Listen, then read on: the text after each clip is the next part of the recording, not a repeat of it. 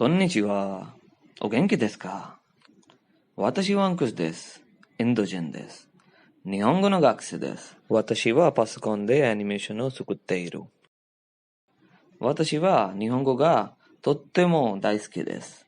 どうぞよろしくお願いします。हेलो दोस्तों and welcome to my channel. आज इस वीडियो में हम बात करेंगे कि हमें जापानीज लैंग्वेज क्यों सीखनी चाहिए। क्या है इस ऐसा लैंग्वेज में कि हमें इसमें इंटरेस्ट लेना चाहिए। तो दोस्तों आज हम बात करेंगे एक ऐसी लैंग्वेज के बारे में जो कि आपकी personality, way of living, punctuality, discipline और तो और आपको बहुत सारे पैसे कमाने में मदद कर सकती है। हाँ जी, हम बात कर रहे हैं जैपनीज के बारे में। सबसे पहले तो मैं आपको बताना चाहूँगा, जो जैपनीज लैंग्वेज है वो एक ईस्ट एशियन लैंग्वेज है जो कि अपने आप में ही बहुत पॉपुलर लैंग्वेज है। Japanese language all over the world 128 million people speaks, मतलब 128 मिलियन पीपल कम से कम जापानीज बोलते हैं और ये दिन पर दिन इसकी ग्रोथ रेट बढ़े ही जा रहा है।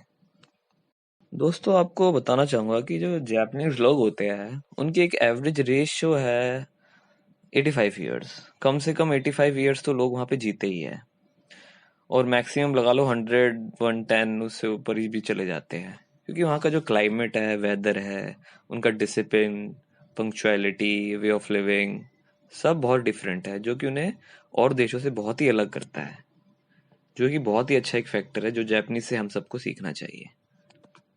जापानीज लैंग्वेज में स्क्रिप्ट्स होती है, 3 स्क्रिप्ट्स, हिरागाना, काताकाना, कांजी और रोमाजी भी बोलते हैं, जैसे हम रोमाजी भी होती है, इंग्लिश वर्ड्स जो होते हैं, रोमन वर्ड्स। तो ये स्क्रिप्ट्स होती है जिनके द्वारा जापानीज बोली जाती है अलग अलग। इन तीनों को मिला के जापानीज बनी है। अब हम बात करेंगे जापानीज लेवल्स के बारे में। जापानीज लैंग्वेज है उसमें 5 लेवल होते हैं, 5 levels, N5, N4, N3, N2, N1। जो N5 लेवल है वो है सबसे इजी और जो N1 लेवल है वो है सबसे हार्ड, टफ। तो ऐसे ही हमें करना पड़ता है, पहले N5, फिर N4, फिर N3, फिर N2, N1।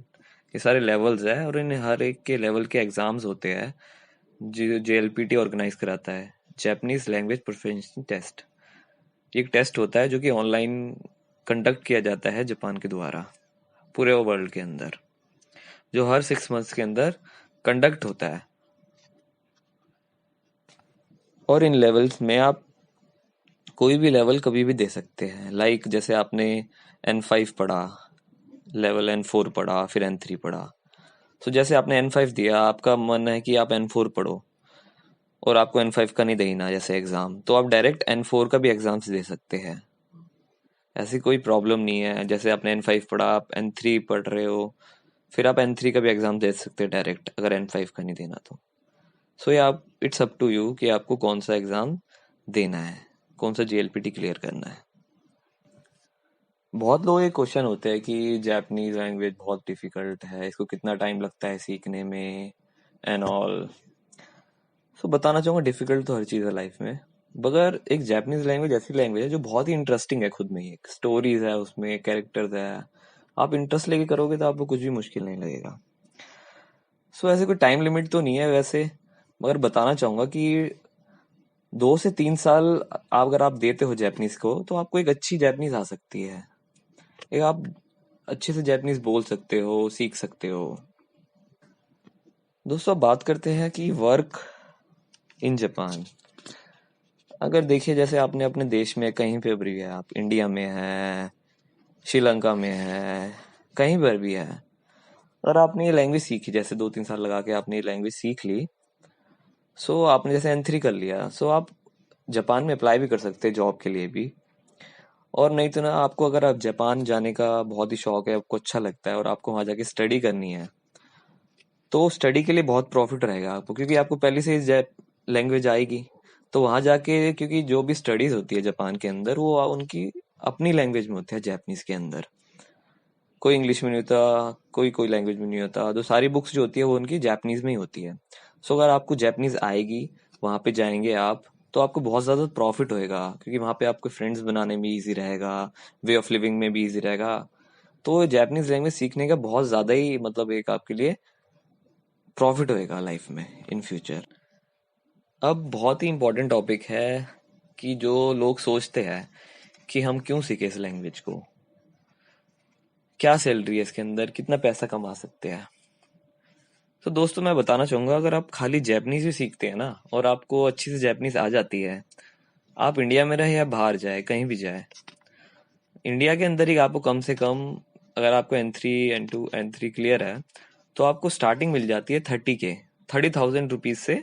आपको स्टार्टिंग मिल सकती है इस लैंग्वेज को करने के बाद, जो कि बहुत ही अच्छी है कि आपको कोई भी नहीं, कुछ भी नहीं करा आपने, और लैंग्वेज करने के बाद, एक कॉलेज के बाद आपको एक लैंग्वेज आती है, तो उसके बाद आप एक अच्छी अर्निंग कर सकते हैं इसमें, जो कि बहुत ही अच्छा है।